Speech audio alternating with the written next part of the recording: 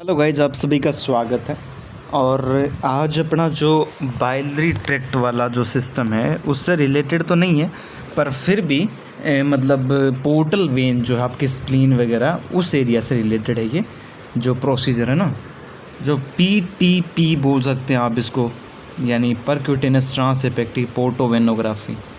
तो बेसिकली मैं आपको बताता हूँ इसका मतलब क्या होता है। परक्यूटेनस का मतलब तो आपको मैं कई बार बता चुका हूँ कि परक्यूटेनस का जो मतलब होता है वो ये होता है कि आप स्किन के थ्रू, ये क्यूटेनस जो लेयर होती है ना, जो स्किन को बोलते हैं, उसके थ्रू आप किसी चीज़ को पंक्चर कर रहे हैं, ठीक है, उसके थ्रू आप बॉडी के अंदर जा रहे हैं। ट्रांस हिपेटिक यानी जो हिपेटिक है उससे ट्रांसवर्स। और पोर्टोवेनोग्राफी का मतलब होता है पोर्टल वेन की रेडियोग्राफी, ठीक है। तो अब समझो आप इसको, तो ट्रांसवर्सली जाएंगे पोर्टल वेन के, तो पोर्टल वेन की बेसिकली स्टडी होती है। अभी देखो इसमें क्या लिखा है, ट्रांस हिपेटिक से ट्रांसवर्स, पोर्टोवेनोग्राफी पोर्टल वेन की स्टडी करना, है ना। तो PTP क्या होता, चलिए देखते हैं अपन स्टेप वाइज से पूरा प्रोसीजर पढ़ते हैं। और थोड़ा कन्फ्यूजिंग टाइप का है, स्प्लेनो पोर्टोवेनोग्राफी और पोर्टोवेनोग्राफी जो है थोड़ा आपस में कन्फ्यूजिंग लगते हैं, पर है नहीं एक्चुअल में, वो स्प्लीन वाले की है और ये जो है इसमें पोर्टल में है, ठीक है। वो पोर्टल वेन में हाइपरटेंशन वो भी करता है और ये भी करेगा। तो मतलब क्या होता है, देखो, रेडियोग्राफिक इमेजिंग टेक्निक जिसमें percutaneously injection of radiopaque contrast media, ठीक है, उसको डायरेक्टली इंजेक्ट किया जाएगा into the portal venous system. जो पोर्टल वेनस सिस्टम है, पोर्टल वेन है, उसके अंदर कॉन्ट्रास्ट मीडिया के इंजेक्शन को डायरेक्टली क्या किया जाएगा, लगाया जाएगा, ठीक है, परक्यूटेनियस इंजेक्शन। और ये रेडियोग्राफिक इमेजिंग टेक्निक होती है, ठीक है, ताकि हिपेटिक पोर्टल सिस्टम की एबनॉर्मलिटीज़ को विजुलाइज किया जा सके। इसलिए करते हैं ये, हिपेटिक पोर्टल सिस्टम जो है उसकी एबनॉर्मलिटीज, मतलब जितनी भी उससे रिलेटेड एबनॉर्मलिटीज़ हैं, डिफॉर्मिटी है ना, वेन की स्ट्रक्चर वगैरह है, वो सब देखने के लिए किया जाता है hepatic portal system.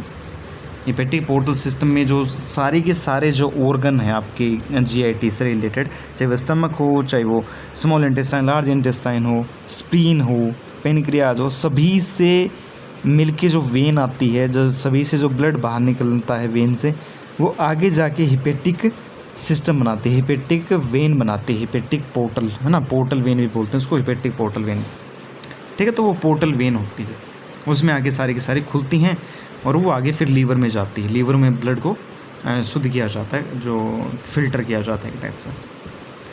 Portal vein के एक्सेस को डन किया जाएगा on the left side for evaluation of left portal branches और right side for evaluation of right portal branches.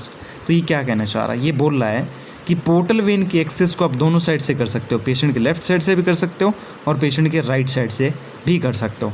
ये डिपेंड करता है कि आपको किस एरिया वाले की देखनी है, मतलब कौन सी ब्रांचेज देखनी है, लेफ्ट वाली पोर्टल ब्रांचेज देखनी है या राइट वाली पोर्टल ब्रांचेज देखनी है, ठीक है। तो पोर्टल वेन का एक्सेस इस हिसाब से किया जाएगा। फिर भाई आपको राइट वाले की स्टडी करनी तो राइट साइड से पंक्चर कर दो आप। Most preferred side is right side, जो कि मिनिमाइज करेगी कॉम्प्लिकेशन को। तो मोस्ट प्रीफर्ड साइड करी जाती है वो राइट साइड होती है, जिसके अंदर कॉम्प्लिकेशन है वो कम आते हैं फिर, है ना। तो मोस्टली राइट साइड से ही करी जाती है। अब एनाटॉमी, किसकी एनाटॉमी, क्योंकि पोर्टल वेन के बारे में पढ़ रहे हैं, पोर्टोवेनोग्राफी है तो पोर्टल वेन के बारे में पढ़ेंगे फिर एनाटॉमी भी। पोर्टल वेन क्या होती है, देखो, पोर्टल वेन लोकेटेड होती है in the upper right quadrant of the abdomen. Abdomen का जो अपर राइट क्वाड्रेंट है वहाँ पे लोकेटेड होती है। पोर्टल वेन हार्ट में ड्रेन नहीं होती। पोर्टल वेन या फिर पोर्टल हिपेटिक वेन वो वेन है जो ब्लड को GIT, gall bladder, spleen, pancreas से लीवर में लाएगी। तो मैं आपको बता रहा था ना पोर्टल वेन क्या होती है, तो यहाँ पे लिखा है देखो, पोर्टल वेन या फिर पोर्टल हिपेटिक वेन जो है वो वेन है जो ब्लड को GIT, गॉल ब्लैडर, स्प्लीन और पेनक्रियाज से लीवर में लेके आएगी, ठीक है। तो ये काम होता है पोर्टल वेन का, है ना। तो इसने क्या बोला कि पोर्टल वेन है वो हार्ट के अंदर ड्रेन नहीं हो रही, ये बात बोली आपने, यहाँ देखो हार्ट में नहीं जाती है, जो है ना, जो ख़राब खून है जिसको आप गंदा मान रहे हो, जिसको डीऑक्सीजनेटेड ब्लड है ना, जिसको आप मान रहे हो, वो हार्ट के अंदर फिल्टर होने के लिए नहीं जाएगा, वो जाएगा पहले लीवर के अंदर फिल्टर होने के लिए, ताकि उसके अंदर से जो पोषक तत्व हैं, न्यूट्रिएंट्स हैं, कार्बोहाइड्रेट, प्रोटीन, है ना, लिपिड वगैरह, उन सबको निकाल लिया जाए और उसके बाद में फिर उसको भेजा जाएगा आपके वहाँ पे, ठीक है। तो ये सब वहाँ से लाती है, GIT के सारे हो गया, गॉल ब्लैडर हो गया, स्प्लीन हो गया, पेनक्रियाज, इनसे वो ब्लड ले गया लाती है। किससे बनती है, देखो ये जो पोर्टल वेन है किससे बनती है, ये फॉर्म होगी बाय सुपीरियर मेजेंट्रिक वेन, है ना, जो कि ब्लड लाएगी from and inferior mesenteric when large intestine से, वो स्मॉल इंटेस्टाइन से लाएगी, लार्ज इंटेस्टाइन से लेके आएगी। जेजुनम एंड इलियम के बारे में बता रहा है। Spleen vein blood from the spleen, cystic vein blood from the gall bladder and left and right gastric vein blood from the stomach. तो देख लो गैस्ट्रिक वेन वो स्टमक से लेके आएगी खून, है ना, जो ब्लड है डीऑक्सीजनेटेड ब्लड है, और सिस्टिक वेन गॉल ब्लैडर से लाएगी, स्प्लेनिक वेन स्प्लीन से लाएगी, और सुपीरियर मेजेंट्रिक और इन्फीरियर मेजेंट्रिक दो और याद रखनी है आपको। तो इस हिसाब से ये लेके आती है। लीवर है वो रिसीव करेगा blood supply from 2 sources, first hepatic artery and 20% जो डिलीवर करेगी ऑक्सीजनेटेड ब्लड, ठीक है, फ्रॉम जनरल सर्कुलेशन। देखो अब ये क्या बोल रहा है, ये बोल रहा है कि लीवर जो होता है आपका, यकृत जो होता है बॉडी के अंदर, प्लीहा तो स्प्लीन को बोलते हैं, यकृत जो होता है ना, जिगर जिसको बोलते हैं हिंदी में, तो यकृत जो होता है वो 2 टाइप से ब्लड रिसीव करता है। एक तो उसके अंदर जो पोर्टल सिस्टम है उसका वेन आएगा, वेन का ब्लड आएगा, पोर्टल वेन का ब्लड आएगा 80%, और एक उसको खुद को भी देना पड़ेगा ब्लड ताकि वो चल सके, ऑक्सीजनेटेड ब्लड देना पड़ेगा ना लीवर की सेल को, तो उसके लिए 20% ऑक्सीजनेटेड ब्लड भी आएगा जो कि हिपेटिक आर्टरी द्वारा आएगा। लीवर को हिपेटिक बोलते हैं, इसलिए हिपेटिक वेन और हिपेटिक आर्टरी नाम दिया जाता है, ठीक है, portal when, hepatic, portal when, इस हिसाब से, ठीक है। जनरल सर्कुलेशन जो नॉर्मल सभी ऑर्गन को पहुंचाया जाता है, हार्ट ये तो काम करता है, ऑक्सीजनेटेड ब्लड पूरी बॉडी में पहुंचाता है, तो उसको भी वो पहुंचाएगा ब्लड। तो second is hepatic portal vein जो कि 80% डिलीवर करेगा deoxygenated blood and nutrient rich blood from GIT, bladder, pancreas and spleen से। तो ये क्या बोल रहा है, ये बोल रहा है 80% जो ब्लड है वो लीवर को मिलेगा, किससे, वो डीऑक्सीजनेटेड मिलेगा, बिना ऑक्सीजन वाला, जो गंदा खून आप बोलना चाह रहे हो वो मिलेगा, लेकिन उसमें न्यूट्रिएंट रिच होंगे, मतलब जो न्यूट्रिएंट्स होते हैं उनकी मात्रा बहुत ज़्यादा होगी, जो कि जीआईटी से आएंगे, है ना, आंतों ने सोखा था, अवशोषण किया था, हाँ, पोषक तत्वों का, वो होंगे ब्लैडर यानी गोल ब्लैडर से होंगे, पेनक्रियाज अग्नाशय से होंगे, स्प्लीन से, इन सभी से आएगा ब्लड इसके अंदर। लीवर में रीच करने से पहले ये left and right then branch out होगी into smaller venous branches and finally portal venules में कन्वर्ट हो जाएंगे। तो इस हिसाब से बता रहा है कि लीवर में एंटर करने से पहले ये ब्रांच में डिवाइड होती हैं, लेफ्ट राइट में होंगे पहले, और लेफ्ट राइट में होने के बाद में उससे छोटी छोटी ब्रांचें और निकल जाएंगे, और लास्ट में जो निकलेगी वो होगी पोर्टल वेन्यूल्स। अभी आप ये डायग्राम देखो एक बार, थोड़ा इसको जूम आउट तो नहीं हो गए, ओके, तो नीचे वाला देख लेते हैं पहले। तो यहाँ देखो पहले राइट ब्रांच है ना, ये वाली राइट ब्रांच आ गई और ये वाली लेफ़्ट ब्रांच आ गई, ठीक है, ये लीवर के अंदर एंटर कर रही है अभी।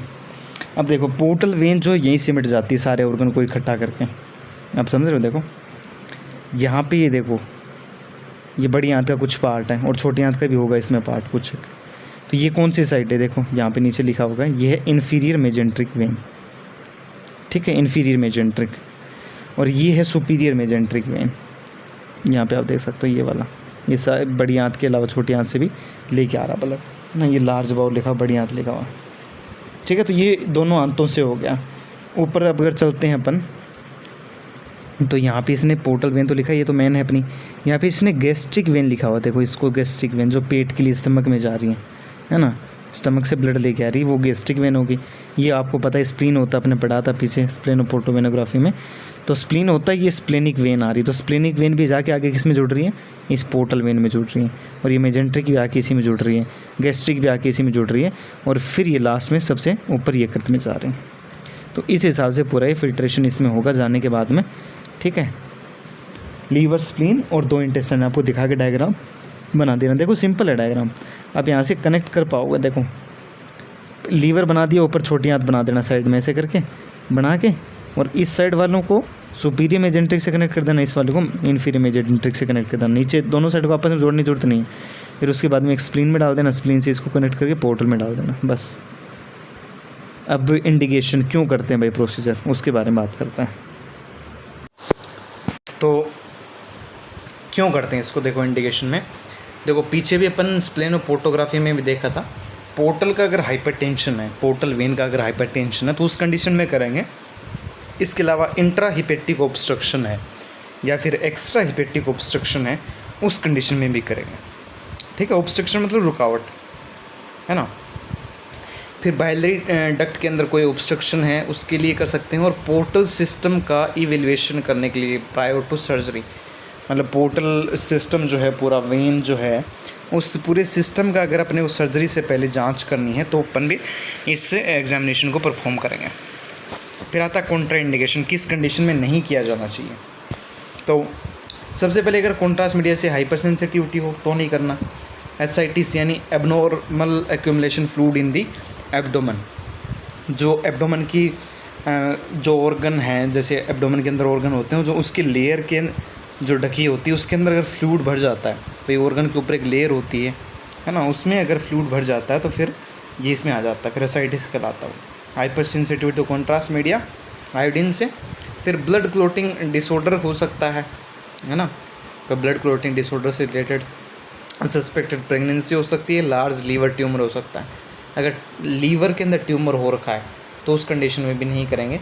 और सीवियर इन्फेक्शन हो जाए पंक्चर साइट पे, जहाँ पे अपन पंक्चर करने वाले हैं प्रोसीजर के लिए, तो भी इस कंडीशन को इस प्रोसीजर को नहीं करेंगे अपन।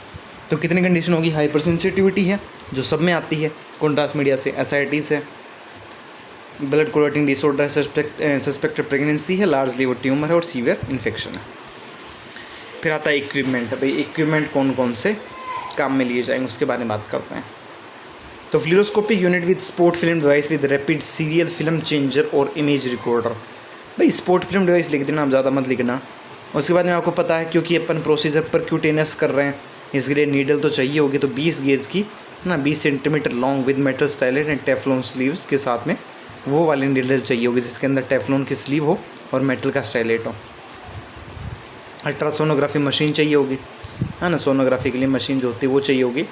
कॉन्ट्रास्ट मीडिया डिओड्रांट 76% जिसके अंदर वाटर सोल्यूबल होगा, सॉरी, है ना, कॉन्ट्रास्ट मीडिया और नॉन के नीचे लिखा हुआ था, मैं तभी ढूंढ रहा था कहाँ गया वो। तो कॉन्ट्रास्ट मीडिया डिओड्रेंट लेंगे और डिओड्रास्ट लेंगे और 76% होगा। एंटीसेप्टिक सोल्यूशन होगा, लोकल एनेस्थीसिया होगा, सिरिंजेस होंगे, ग्लव्स होंगे, स्टेराइल टॉवल होगा और गोजेज होगा। इतने सारे अपने को इक्विपमेंट लेने हैं, ठीक है। तो आपको दो चीज़ें याद रखनी, कॉन्ट्रास्ट मीडिया डिओड्रास्ट 76%, अल्ट्रासोनोग्राफी मशीन और 20 गेज की नीडल होगी, है ना, 20 सेंटीमीटर लॉन्ग होगी। इसके अलावा आपको प्री प्रोसीजर इन्वेस्टिगेशन को भी चेक करना है कि भाई हैं कि डिन हो रखी हैं तो उनको रिव्यू कर लेना। प्री प्रोसीजर इन्वेस्टिगेशन को मस्ट रिव्यू किया जाए बाय रेडियोलॉजी, जिसमें इंक्लूड होगा abdomen x-ray, chest x-ray, blood urea, ये सारी चीज़ें आ जानी चाहिए। ब्लड सीरम क्रिएटिनिन आ जाना चाहिए, ब्लड शुगर कितनी है वो आ जानी चाहिए, टोटल ब्लीडिंग ब्लड काउंट कितना, और ब्लीडिंग और क्लोटिंग टाइम कितना, मतलब कितनी देर तक खून चलता रहता है और थक्का कितने टाइम में जमता है। प्रीवियस कोलिंजियोग्राफी रिपोर्ट अगर करवा रखी है तो वो भी दिखाना है। यूएसजी रिपोर्ट है, सीटी एमआरआई है, लीवर फंक्शन टेस्ट करवा रखा है, history of previous medication, bleeding disorder, है ना, उनको भी लिया जाएगा रेडियोलॉजी द्वारा। तो इतनी सारी चीज़ें हैं वो प्री प्रोसीजर इन्वेस्टिगेशन में आएंगी। 3 तो चीज़ें ब्लड में आएगी, ठीक है। इसके अलावा bleeding time, clotted time, total blood count कितना है, previous cholangiography, CT MRI report है, यूएसजी रिपोर्ट है, लीवर फंक्शन टेस्ट है, ये सब करवाना है ना।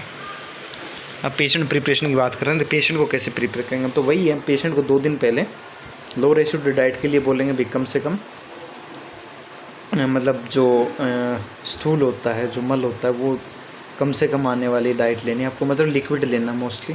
और जिस दिन एग्जामिनेशन उस दिन तो बिल्कुल ही लिक्विड लेना आपको, उस दिन तो लेना ही लेना है एग्जामिनेशन से पहले।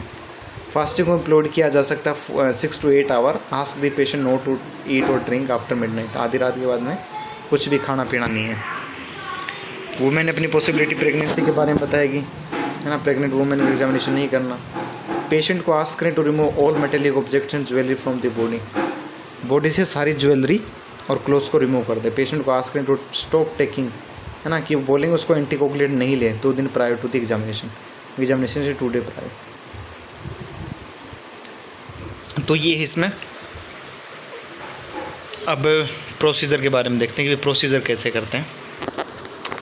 On the day of examination पूरा का पूरा प्रोसीजर उसको एक्सप्लेन कर देंगे, ठीक है, पेशेंट को, और रिटर्न कंसेंट उससे ले लेंगे ताकि परमिशन मिल सके। पेशेंट को आस्क करेंगे कि वो क्लोथिंग रिमूव कर दे, हॉस्पिटल गाउन पहन ले। पेशेंट को सुपाइन पोजीशन में प्लेस करना है on the fluoroscopic table with empty bladder, खाली ब्लैडर के साथ में फ्लूरोस्कोपिक टेबल पर सुपाइन में प्लेस करना है।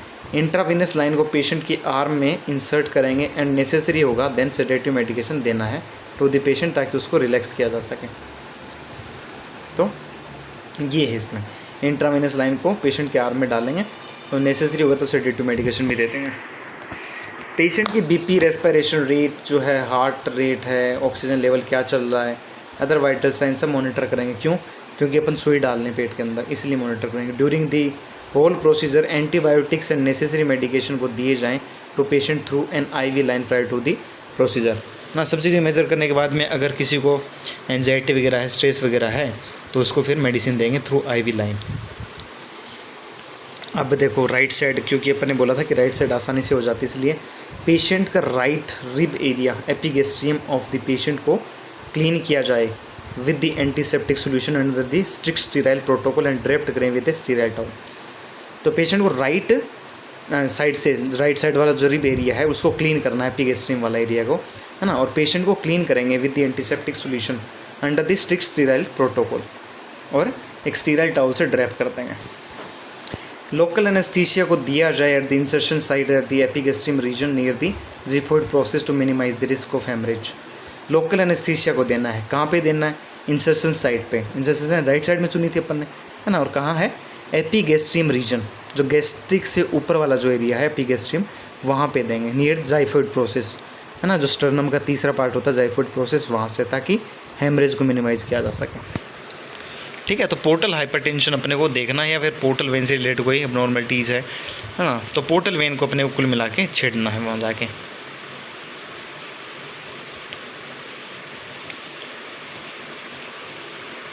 इंटरवेंशनल रेडियोलॉजिस्ट आइडेंटिफाई करेगा minimal invasive distance to access the target portal vein under the ultrasonographic machine.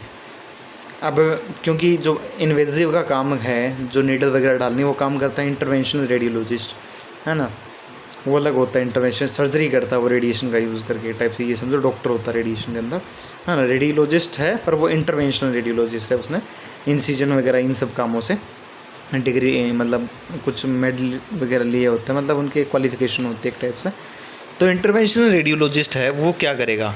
वो देखेगा कि सबसे कम डिस्टेंस कहाँ से है ना टारगेट पोर्टल वेन की, वहीं से वो एक्सेस करना शुरू कर देगा और वो अल्ट्रासोनोग्राफी के अंडर ये काम करेगा। एरिया को नमिंग करने के बाद परक्यूटेनियस नीडल को देन इंसर्ट किया जाएगा। वहाँ से जो एरिया है उसको सुन कर देंगे और सुन करने के बाद में परक्यूटेनियसली यानी स्किन के थ्रू नीडल को इंसर्ट कर देंगे, वहाँ पे डाल देंगे through the anterior abdominal wall. Anterior abdominal wall के थ्रू डालेंगे below the xiphoid process at the angle of 20 degree. तो 20 डिग्री एंगल से, है ना, जीफोइड प्रोसेस पर 20 डिग्री एंगल से वो काम करने वाले हैं। From the mid axillary line towards the right side under the USG guidance के अंडर में। Anterior abdominal wall below the xiphoid process at the angle of 20 degree from the mid axillary line toward the right side under the USG. During the insertion of needle patient को ask करेंगे कि वो अपनी जो सांस है वो रोक के, किसमें? एक्सपायरेशन फेज में, मतलब सारी सांस छोड़ दें और उसके बाद में थोड़ा रोक के, सांस लेने से पहले रोक के रखे। तो ये कंडीशन आपको करवानी है। जब नीडल की टिप टारगेट पोर्टल वेन में इंसर्ट हो जाएगी देन आगे का procedure under the fluoroscopic guidance किया जाएगा। जैसे अपने को टारगेट पोर्टल वेन मिल गई है ना नीडल से, अब अपने को आगे का जो भी प्रोसेस है वो करेंगे अपन फ्लूरोस्कोपिक गाइडेंस के अंडर। सक्सेसफुल इंसर्शन के बाद, मतलब सही से इंसर्ट होने के बाद में नीडल, तो इनर मेटल स्टाइलेट को रिमूव करना है। भाई अंदर इंसर्ट तो होगी, अब जो अंदर वाला मेटल का स्टाइलेट लगा हुआ है उसको निकाल लेना है और टेफ्लॉन की जो स्लीव है उसको रखने देना है। जो नीडल है, स्लीव ऑफ द नीडल, उसको पोर्टल वेन में ही रहने देना है। ठीक है, तो नीडल को निकाल लेंगे, जो मेटल वाली नीडल उसको निकालेंगे और टेफ्लॉन स्लीव को पोर्टल वेन के अंदर रहने देंगे। आफ्टरवर्ड ब्लड को एक्सपायरेट किया जाए, मतलब ब्लड उससे खींचा जाएगा थ्रू द सिरिंज। अगर ब्लड निकल जाए तो ये इंडिकेशन होगा कि सक्सेसफुल है, पंक्चर हो चुका है। ठीक है, ब्लड आना ज़रूरी है उसके अंदर, तब जाके सक्सेसफुल पंक्चर हो पाएगा। ब्लड सैंपल ऑब्टेन करने के बाद में रेडियोलॉजिस्ट डिटरमाइन करेगा the venous pressure in the portal vein.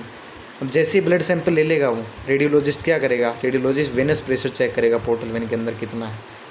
ठीक है, after that venous pressure check करने के बाद में 30 cc cubic centimetre of radiopaque contrast media को इंजेक्ट कर दिया जाएगा, 30 cc। एंड पेशेंट को स्वेलो रेस्पिरेशन के लिए कहा जाएगा, मतलब वो धीरे धीरे सांस ले, एकदम से डीप ब्रीथ करे, इस टाइप डीप ब्रीथ कर, पर बहुत धीरे धीरे, सन्नाटा नहीं होना चाहिए कोई भी। कॉन्ट्रास्ट मीडिया को एडमिनिस्ट्रेट करने के बाद में रैपिड सीरियल फिल्म्स को ऑब्टेन किया जाएगा। जैसे ही आपने कॉन्ट्रास्ट मीडिया डाला, कॉन्ट्रास्ट मीडिया के डालने के बाद में रैपिड फिल्म आपको लेनी है अपर एब्डोमेन की at the rate of 1 film per second, 1 second में 1 फिल्म आ जानी चाहिए। रेडियोलॉजिस्ट ऑल्सो इवेल्युएट करेगा patency and abnormalities of portal vein and its branches during the procedure under the fluoroscopic guidance. तो रेडियोलॉजिस्ट एक चीज़ और देखेगा वहाँ पे कि इन जो पोर्टल वेन है उनकी पेटेंसी कितनी है, ठीक है, अबनॉर्मलिटी क्या है इनके अंदर ना, इस ब्रांचेस क्या है ड्यूरिंग दी प्रोसीजर, है ना, प्रोसीजर के दौरान अंडर दी फ्लूरोस्कोपिक गाइडेंस। तो फ्लूरोस्कोपिक गाइडेंस के अंदर ये काम करने वाला है। After completion of the percutaneous transhepatic portovenography imaging को वो परफॉर्म करेगा ट्रांसहिपेटिक कैन्युलेशन फॉर एड। तो यहाँ क्या कहना चाह रहा है, ये बोला कि कंप्लीट होने के बाद में ट्रांसहिपेटिक पोर्टोवेनोग्राफी जो है ना, उसकी इमेजिंग कौन परफॉर्म करेगा, ट्रांसहिपेटिक वेनोग्राफी इमेजिंग वो परफॉर्म करेगा कैनुलेशन के लिए, फॉर एड, उपचार के लिए। अभी ये समझे नहीं आप, 1 मिनट यार, ये कहाँ चला जाता है। देखो इसने बोला है कि अगर कंप्लीट होने के बाद में अपने को कुछ दिखता वहाँ पे शो होता है रेडियोग्राम में एबनॉर्मल, तो क्या करेगा, ट्रांसहिपेटिक कैनुलेशन करेगा, है ना, हिपेटिक सिस्टम में, हिपेटिक वेन में ट्रांसफर्स कुछ कैनुला वगैरह डाल देगा ताकि एड मिल सके, हेल्प मिल सके, रिकवरी मिल सके। ट्रांसहिपेटिक एंड डायग्नोस्टिक दोनों टाइप के हो सकते हैं। ट्रांसहिपेटिक कैनुलेशन, ट्रांसहिपेटिक कैनुलेशन का मतलब बताया, देखो क्या मतलब होता है। इक्विपमेंट कौन कौन से गाइड वायर लेना, 5 फ्रेंच का कैथेटर लेना और सीथ लेनी है, इतनी सारी चीज़ें अपने को चाहिए होंगे। प्रोसीजर ऑफ कैनुलेशन, कैनुलेशन कैसे किया जाता है उसके बारे में बात करते हैं। तो बेसिकली कैनुलेशन जो होता है वो किस लिए किया जाता है, ट्रीटमेंट के लिए किया जाता है। कॉन्ट्रास्ट मीडिया की एडमिनिस्ट्रेशन करने के बाद में गाइड वायर को इंसर्ट किया जाएगा, ठीक है, गाइड वायर आप डालोगे ओवर द नीडल स्लीव, जो नीडल की स्लीव है उसके ऊपर से, इनटू द पोर्टल वेन के अंदर। देन आगे सीथ को एडवांस किया जाएगा ओवर द गाइड वायर, तो गाइड वायर के ओवर सीथ को क्या किया जाएगा, एडवांस किया जाएगा। सीथ के इंसर्शन के बाद, मतलब सीथ जैसे ही आप डालोगे उसमें नीडल को रिमूव कर लेंगे एंड 5 फ्रेंच का कैथेटर एडवांस करेंगे over the guide wire into the portal vein. अब उसको निकाल लिया अपन ने पहले, उसके बाद में सीथ के इंसर्शन करने के बाद में क्या करेंगे, नीडल को रिमूव कर लेंगे और 5 फ्रेंच का कैथेटर एडवांस कर देंगे, डाल देंगे ओवर द गाइड वायर, है ना, into the portal vein. After the completion of the procedure sheath and catheter को रिमूव किया जाएगा। जैसे ही प्रोसीजर कंप्लीट हो जाएगा तो सीथ और कैथेटर को रिमूव किया जाएगा एंड पंक्चर साइट पर एक्राइलिक कंपाउंड है वो अप्लाई किया जाएगा and apply pressure and then dressing किया जाएगा। तो कंप्लीट होने के बाद में क्या करेंगे, प्रोसीजर सीथ और कैथेटर को बाहर निकाल लेंगे और जो पंक्चर साइट है वहाँ पे एक्राइलिक कंपाउंड लगा देंगे, अप्लाई कर देंगे, जिससे आप जो आँखों में आंसू आने वाली समस्या है, सॉरी, ये आँखों में आंसू आने वाली समस्या वो उससे है, जो टीयर गैस होते हैं, जो प्रोटेस्ट चल रहा है वो आ गया बीच में। तो पंक्चर साइट पर एक्राइलिक कंपाउंड लगाओगे आप पहले, उसके बाद में ड्रेसिंग करोगे प्रेशर लगा के, है ना, थोड़ा दबाव लगा के और फिर प्रेशर करोगे ताकि जो ब्लड वगैरह वो रुक जाए।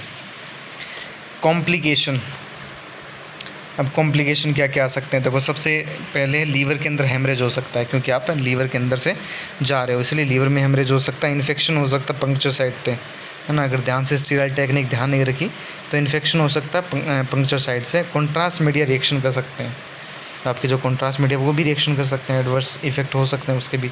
गोल ब्लैडर का परफोरेशन, गोल ब्लैडर के अंदर भी छेद हो सकता है। और पेरिटोनिटिस जो है ना, जो पेरोटिनियम जो लेयर है जो पूरे एब्डोमेन के अंदर पाई जाती है ना, ऑर्गन को कवर करने वाली लेयर, उसके अंदर अगर इन्फ्लामेशन आ जाए तो उस कंडीशन को बोलते हैं पेरिटोनिटिस, ठीक है। तो इतनी सारी कॉम्प्लिकेशन इसमें आ सकती हैं, इन कंडीशन के अंदर कॉम्प्लिकेशन आ सकते हैं। लीवर का हेमरेज हो सकता है, इन्फेक्शन हो सकता है पंक्चर साइट पे, कॉन्ट्रास्ट मीडिया रिएक्शन हो सकता है, गोल ब्लैडर का परफोरेशन हो सकता है, यानी छेद हो सकता है उसके अंदर, और पेरिटोनिटिस हो सकता है। आफ्टर केयर, पेशेंट को केप्ट किया जाए अंडर द ऑब्जर्वेशन। भाई पहले जैसे अपन लेके आए थे वैसे ही इसको भी क्या करेंगे, ऑब्जर्वेशन करेंगे उसका, है ना, वाइटल साइन वगैरह चेक करेंगे, हॉस्पिटल में आने के बाद में और जाने से पहले। अदर वाइटल साइन को मॉनिटर किया जाएगा। अगर वाइटल साइंस ओके हैं देन पेशेंट को अलाउ किया जाएगा to leave the examination room. तो और जैसे ही वो हो जाएंगे तो फिर उसके बाद में पेशेंट को अलाउ किया जा सकता है, ठीक है, वाइटल साइन नॉर्मल होने पर कि भैया अब घर जा सकते हो आप। तो ये था आपका परक्यूटेनस ट्रांसइफेक्टिव पोर्टो वेनोग्राफी, ठीक है। कैसे किया पूरी जानकारी मैंने आपको दे दी है, अच्छा खासा ये बताया है। और इस वीडियो में इतने रखते हैं, मिलते हैं नेक्स्ट वीडियो में। अपना ध्यान रखिए, नोट्स बना लीजिए। Take care, bye bye.